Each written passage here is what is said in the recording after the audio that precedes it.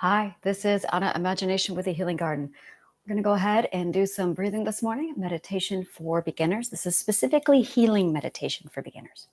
So a deep breath in and out. Make sure you are comfortable. Inhale and exhale.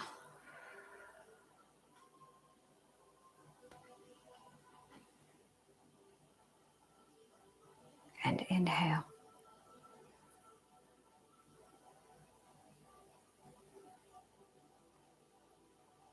And exhale. Sit with yourself for just a minute. Allow yourself this space. Literally, give yourself permission to take this space for you. And this is where I always say, scan your body. Look for any thoughts that you might be having. Talk to yourself. Invite yourself in. Observe the wandering thoughts of your subconscious mind. Take note of the feelings that the thoughts produce. Is it anxiety?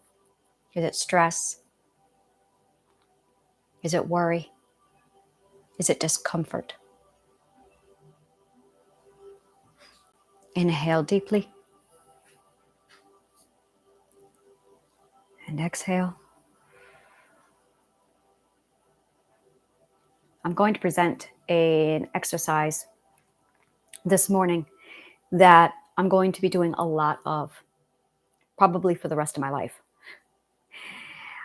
I want you to take everything that everybody has ever said to you and throw it away. Everything. Categorize everything in your head with two groups. This came from my identity and my love for myself, or someone put it in my head. Two categories. Doesn't matter when, doesn't matter who. Now what I want you to do is turn down the value of everything that somebody else told you. Facts from books, science, teachers, religion, ethics, opinions, morals, facts, all of it gone. When you are done, you should be stripped with nothing but you and your identity and what you love. That's the exercise. So take a deep breath. And it's very simple. If it did not come from you in the name of love and what you love, not by the metric of what somebody else told you you should love, you. If you cannot find the defined core of what you love, it's not yours. Get rid of it. For this space, for this time, throw it all out. Everything, including 2 + 2 = 4. All of it. You need to be left alone with just you and your love. Inhale deeply.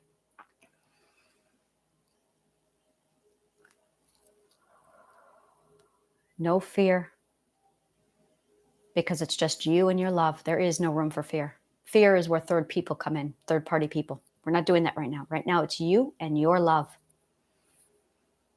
Not who you love, what you love, what you value, what's important to you. This is just you and your ethics. Deep breath in. This is an exercise I do every day of my life, consciously, constantly. And I didn't realize I was doing it. I guess it wasn't consciously, was it? I never articulated it until now. And it is a huge core of what I build off of. It's what I do. Being able to articulate this exercise is extraordinary for me because I can finally deliver it and explain it. And it's the process of simply categorizing everything that makes up who I am into two categories. Did it come from me or did it not? And if it came from me, it's mine. If it came from me, it belongs to me. If it comes from somebody else, that's an opinion, that's a perspective. That does not belong to me. Throw it out. Inhale and exhale. We are taking the space for ourselves, and we are not defined by what other perspectives tell us we should do. Inhale. Exhale. Inhale. Exhale. The majority of the people who come to me are ethical fours, fives, and sixes, mostly ethical fives. I get a lot of ethical fives. An ethical five is an individual who resonates with the fifth ethical perspective. This means that they value authority and the individual, their individual self, equally. They view that authority of law and order is equal to their own authority. That is an ethical five. These are the people who go out and seek their own company. They're freelancers. They are their own individuality. They are entrepreneurs. They are business owners, usually small business owners. Now, ethical fives divide into two categories. Either they are, actually three categories. Either they are very happily sound at ethical five, and their entire life is aligned to ethical five, and they might be struggling with just subconscious trauma that gets in the way of where they want to be. Then there's people who are at ethical five who are 100% aligned, and they are at peace, and they are ethical fives, and they may never go on into level six. They might just stay at ethical five, which is fine. But then the third one is the people who are passing through. These are the people who are ethical five who feel that pull toward a different ethic, or they feel that they're becoming more consciously aware of the environment and how their ethics impact the environment around them. Those are ethical sixes and higher. And when I say higher, I don't mean hierarchy. I mean it's just the order.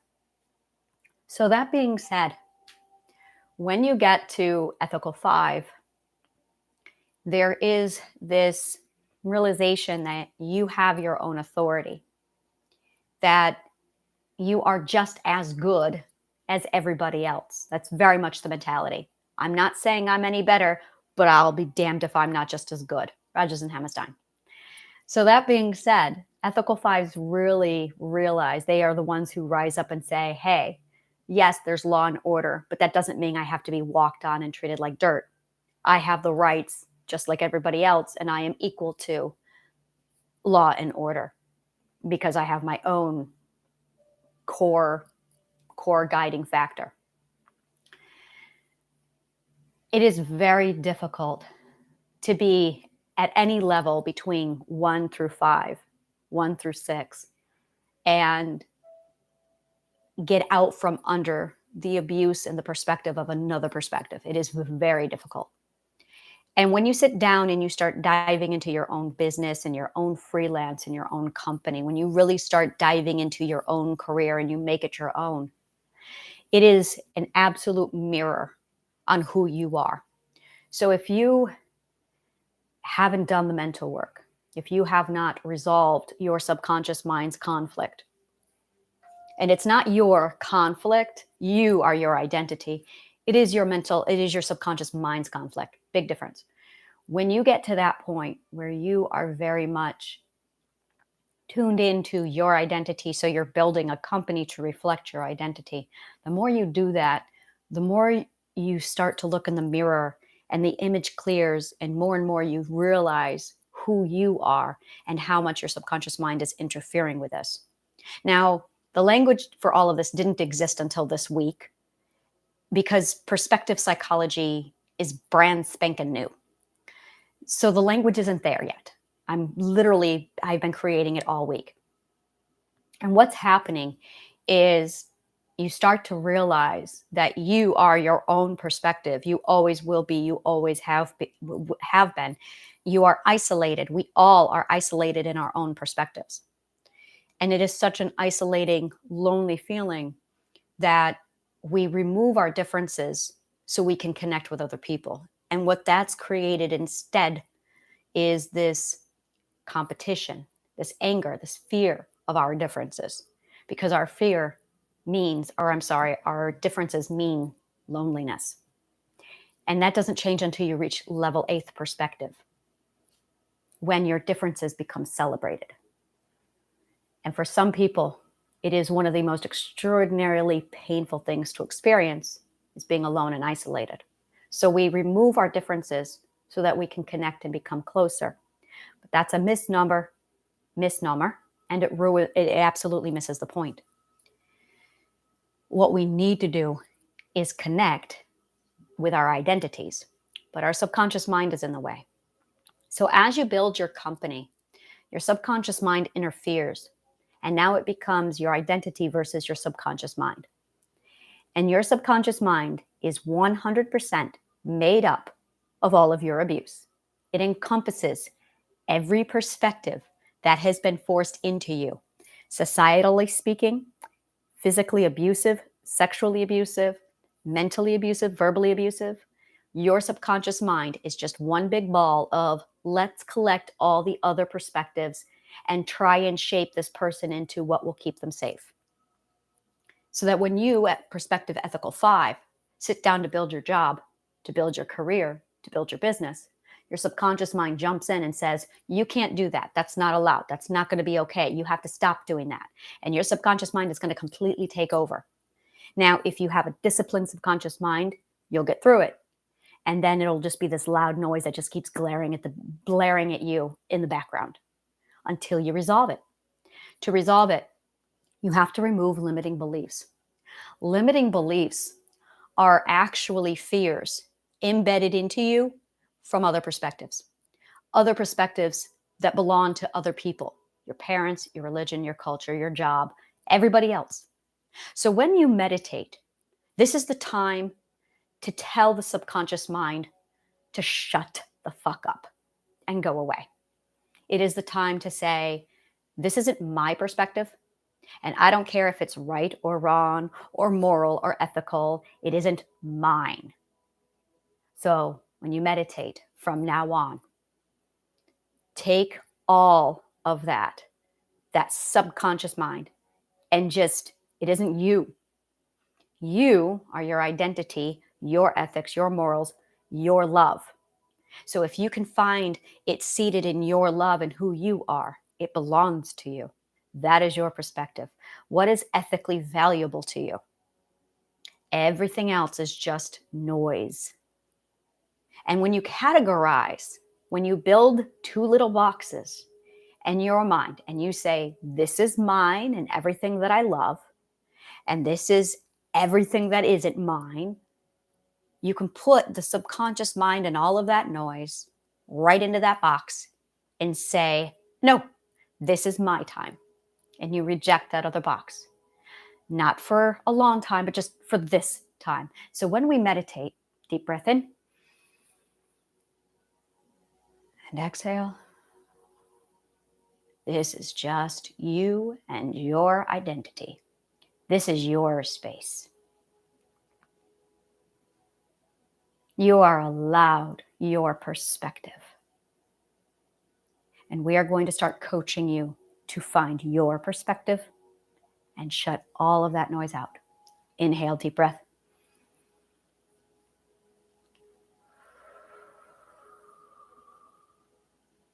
This is your space, your identity, and your perspective, your ethical perspective. Nothing else matters right now. Just you and yourself. Inhale deeply. And if you feel guilty about this, that's the subconscious mind. That is a third party telling you that you need to be thinking about an abuser and not yourself. And we're going to tell them, no, I am not going to allow you to take over. This is my time. This is called taking back your authority. When you tell a third party, no, you're not going to make me feel guilty. No, you're not going to make me feel afraid. That is authority, and you're taking it back. So deep breath in. Deep breath out.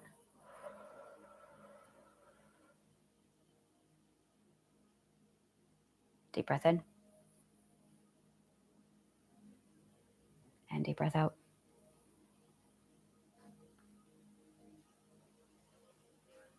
I am beginning classes on August 14th where I am getting right down deep into all of this. The first round of classes begin on August 14th, and it's going to be a full launch of all of it. It's a full reconditioning, starting with this kind of a concept. And I'm going to be having all of these different atmospheres that I'm going to be pulling in and getting people involved in.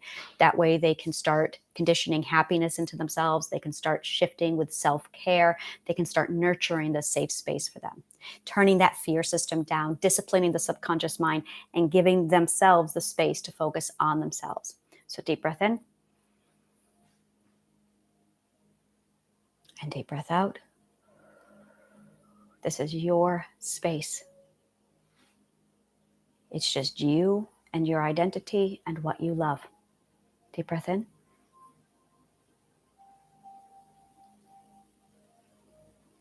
Deep breath out.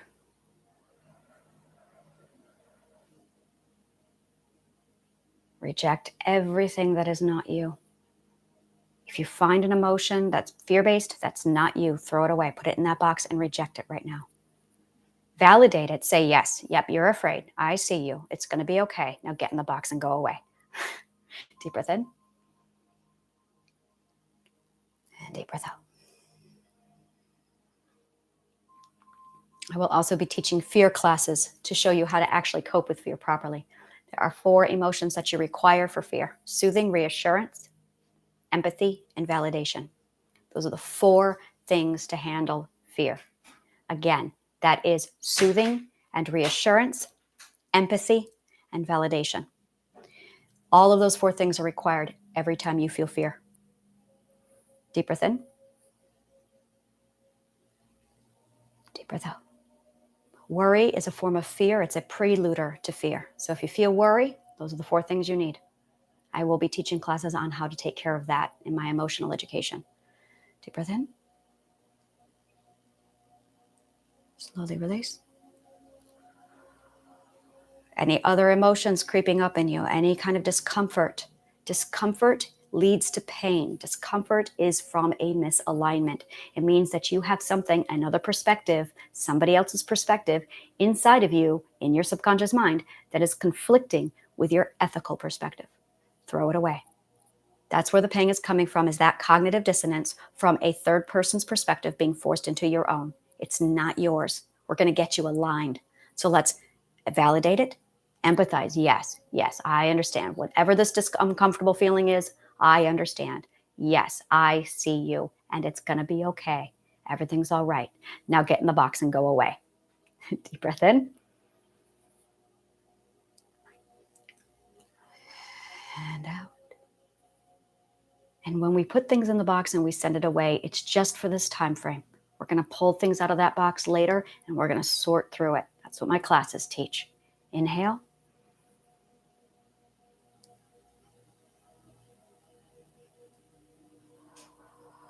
Relax your shoulders. Relax your spine. Give yourself permission to have this space with just yourself.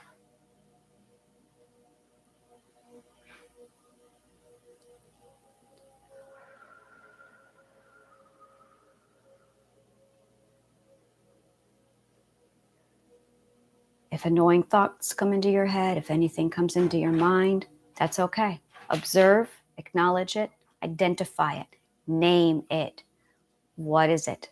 Observe it. Give it a name. Are you worried about some work you have to do? Say so. Yes, you are worried about the work you have to do. You are worried about this problem that's pending, that's requiring your time. It's not urgent. Urgency is an emotion that comes from bullying from third people, from third-party persons. Validate it. Yes, I see that I have this to do, and it's going to be okay. It's all right. Soothe it. Reassure it. Everything is okay. Right now, it can wait. All that matters is right now. I feel concerned about this. Empathy. It's okay. Now I'm going to set you in the box, shove you away for just a minute, because I need to do this for me right now, and that's what matters. Deep breath in. Deep breath out.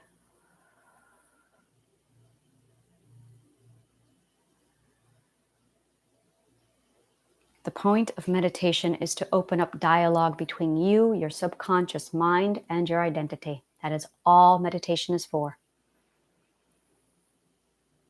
It is to finally get you to start talking to yourself.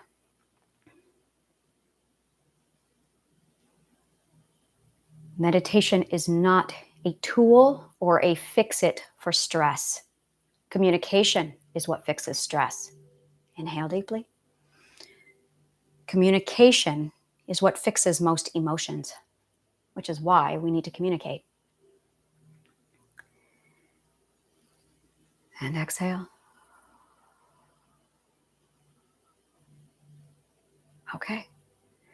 Thank you so much for joining me this morning. I'm going to go ahead and do ASMR and positive affirmations here shortly. That is always accompanied with emotional education. I usually pick an emotion and then we focus on it. I don't do any talking in those classes. I just do positive affirmations. I really don't like doing any talking in those classes because I really want to encompass the ASMR and positive affirmation meditation videos. So those are available on my channel. Go ahead, subscribe there. I have a plethora of classes coming up. Everything starts like it's going to kick the ground running next week. So take a look at my courses and my course material, see what's available, figure out which courses are best for you. And I strongly recommend you take the quiz for finding your perspective combination on my combination theory. By identifying or knowing your combination, you will know what your ethical perspective is. That's where you are ethically. What your subconscious mind's what your subconscious mind's perspective is, where you are being forced to stay subconsciously, and what your environment perspective is, where your home life and your society is forcing you to stay. By having those three numbers, you learn your combination and you can see how drastically out of alignment you are or how aligned you are. If you are a 6 ethical perspective, you are supposed to have a subconscious mind that's also at a 6, and you are supposed to have an environment that's a 6. That's your alignment, 666 or 555 or 444. That's all broken down over on my quiz. So go to my website, www.anashealinggarden.org, take my quiz, figure out what your combination is, and then book your discovery call with me. Get on the phone with me and we will talk about how best to proceed from here. So thank you so much for joining me, and may the kindest of words always find you.